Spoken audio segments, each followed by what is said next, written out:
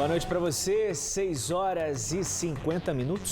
Olá, muito boa noite. Hoje o Band Cidade começa com imagens ao vivo, direto da Ponte Estaiada em São José dos Campos. Nesse momento, os termômetros marcam 21 graus de temperatura, mas a partir de amanhã, a chegada de uma massa de ar polar já despenca as temperaturas em toda a região. Belas imagens do novo cartão postal de São José dos Campos. E vamos aos destaques da edição desta quarta-feira, 19 de agosto.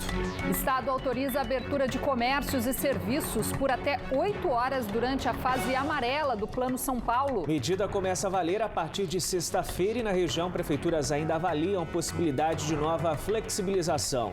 Cidade da região com maior registro de mortes por dengue esse ano, Taubaté, mantém ações de bloqueio do mosquito transmissor da doença, mas sem realizar levantamento que aponta índice de infestação do Aedes aegypti suspenso por conta da pandemia. Volkswagen negocia com sindicatos nova proposta de adequação da produção. Pacote de medidas prevê demissões nas 4 plantas do Brasil. Empresas da região apostam em produtos que facilitam a limpeza como medida preventiva contra o coronavírus.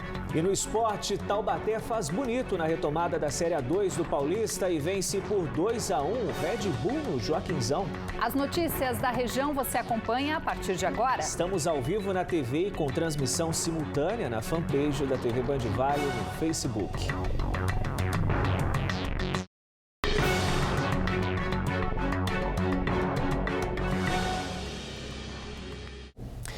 Hoje, o governo do estado autorizou que os municípios que estão na fase amarela do Plano São Paulo, como é o caso da nossa região, tenham autonomia para ampliar o horário de funcionamento do comércio não essencial.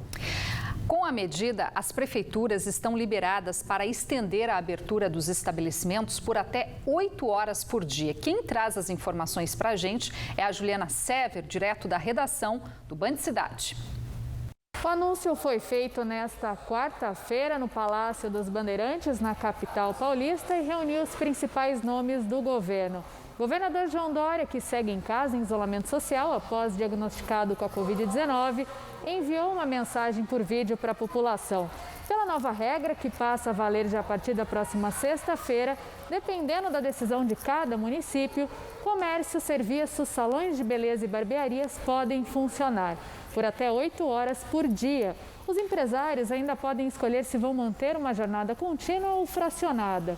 O consumo local nos restaurantes e similares continua permitido apenas em ambientes arejados ou ao ar livre, com obrigatoriedade de assentos. Os setores também precisam respeitar a ocupação máxima de 40% da capacidade e precisam fechar as portas até às 10 da noite, com a manutenção dos protocolos para a prevenção do coronavírus. Por nota, as prefeituras de Aparecida, Ilhabela, Pindamonhangaba e Jacareí informaram que vão analisar a situação junto ao Comitê de Enfrentamento ao Coronavírus na sexta-feira. São José dos Campos disse que, por enquanto, nada muda na cidade e o funcionamento do comércio segue o mesmo estabelecido no decreto anterior. Já Taubaté informou que vai esperar a nova avaliação do Plano São Paulo, que acontece na próxima sexta-feira, para tomar uma decisão. Juliana Sever, para o Band Cidade. Na região, a maioria das prefeituras informou que vai esperar a sexta-feira, quando começa a valer a nova medida, para definir possíveis mudanças na flexibilização. E sobre esse assunto, a gente conversa ao vivo agora com a secretária de Desenvolvimento Econômico do Estado, Patrícia Ellen. Olá, secretária, muito boa noite, seja bem-vinda ao Band Cidade. Bom, com base no acompanhamento dos números da Covid-19, que é feito aí pelo Centro de Contingência, a gente pode ter alguma mudança no mapa do Plano São Paulo na próxima sexta-feira, em especial aqui no Vale do Paraíba? Dá para afirmar que a gente continua na fase amarela? Boa noite novamente. Boa noite, Rosimara, boa noite, Otávio, a todos que estão acompanhando a Band nessa noite, principalmente aos que estão acompanhando na região do Vale do Paraíba. Bom, nós estamos monitorando diariamente os dados do Plano São Paulo, junto ao Centro de Contingência, ao Conselho Econômico, que são órgãos consultivos que têm apoiado muito o governo nesse processo. O Plano São Paulo tem até quinta-feira, né, porque os dados atualizados na sexta-feira, eles são atualizados com base nos dados dos últimos 7 dias, em comparação com os 7 dias anteriores. Então, ainda temos os dados que estão sendo finalizados de hoje, quarta-feira, os de amanhã, para que possamos ter aí a fotografia final para a classificação na sexta-feira. O que nós temos até agora é uma avaliação positiva, né? Ou continuamos aqui com uma estabilidade de internações no estado e que tem apresentado, dependendo do dia aqui, oscilações para baixo. Se a gente vê o fechamento da semana epidemiológica 33, que foi sábado passado, nós temos essa redução de internações e também de óbitos no estado de São Paulo. A média móvel aqui de 7 dias tem apresentado agora no estado uma média de redução de 7% nos óbitos, né? Na região de Taubaté, nós estamos com números estáveis, né, para manutenção, a princípio, né, que a classificação não tem como garantir o que vai acontecer nos próximos 2 dias, mas o que nós temos hoje é uma estabilidade na região importante. Um cenário favorável, né, secretário? Secretário, os prefeitos vão ter autonomia e essas regras também valem para restaurantes e bares também, as medidas anunciadas hoje pelo governo do estado? As medidas valem para todos os serviços e atividades que estão autorizadas na fase amarela. Essa extensão de 6 para 8 horas foi autorizada pelo Centro de Contingência, com o entendimento que completa a jornada de 8 horas do trabalhador. Então, não aumenta o fluxo de trabalhadores, mas garante também essa possibilidade de melhor gestão das atividades econômicas. Vale para todos e os prefeitos, como tem sido feito até agora, têm a liberdade de definir se vão aplicar e como vão aplicar a medida. Secretária, muito obrigada pela sua participação aqui conosco no Band Cidade. Boa noite. Eu que agradeço a vocês. Uma boa noite. Muito obrigada. Até uma próxima. E agora o assunto é dengue. Cidades da região enfrentam problemas com a infestação de mosquitos. Em Jacareí, a população reclama dos pernilongos. Já em Taubaté, o grande vilão ainda é o Aedes aegypti, responsável por mais de 2.000 casos de dengue na cidade só este ano. Em meio à pandemia de coronavírus, a população acaba esquecendo de outro perigo presente rondando por aí, o Aedes aegypti. O vírus da dengue, transmitido pelo mosquito, continua circulando pelas cidades. Em Taubaté, as ações de nebulização se concentram nos bairros com maiores reclamações.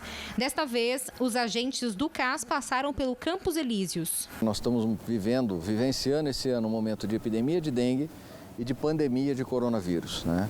E tendo que conciliar os nossos trabalhos de combate à dengue com todos os cuidados que o coronavírus requer. Os trabalhos estão muito focados nessa questão do controle do mosquito alado, aquele que está transmitindo a doença, né? Então é muito importante isso nesse momento, que as pessoas permitam que a gente trabalhe na casa delas, fazendo a nebulização, para que a gente consiga baixar rapidamente esse número de casos e interromper a transmissão da dengue.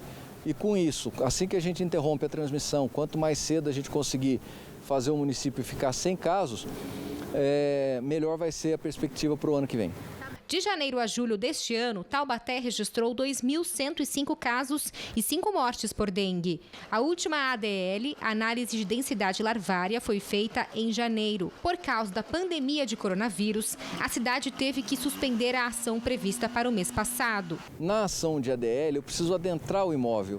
Eu preciso estar sempre ali próximo, muito próximo do morador, entrar na casa dele, olhar atrás da geladeira, olhar o ralo do banheiro, olhar eventualmente caixa d'água, tudo isso que a gente tem que sabe que pode ser foco, né, de local de criação para mosquito, né? Então, os cuidados, a suspensão da ADL se deu por conta disso aí também. Assim como Taubaté, outras cidades da região também reforçam as ações. Mas em Jacareí, por exemplo, a preocupação maior agora não é com a dengue, mas sim com outro tipo de mosquito, o pernilongo, que tem tirado o sossego dos moradores. Nas últimas semanas, nós percebemos um crescimento muito grande na população de mosquitos. Para fazer esse controle, nós primeiro levantamos as manifestações dos munícipes para mapear os locais onde estava havendo maior incidência.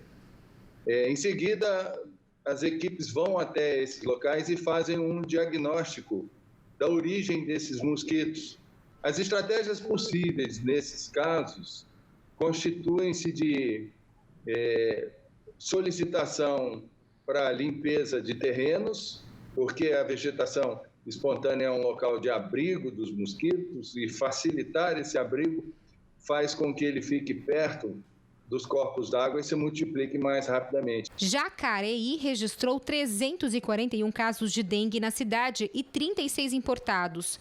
Mas ao contrário do Aedes aegypti, basta uma água poluída e parada para o pernilongo se multiplicar. Cada fêmea coloca cerca de 400 ovos ou mais, 800 às vezes, em 2, 3 posturas.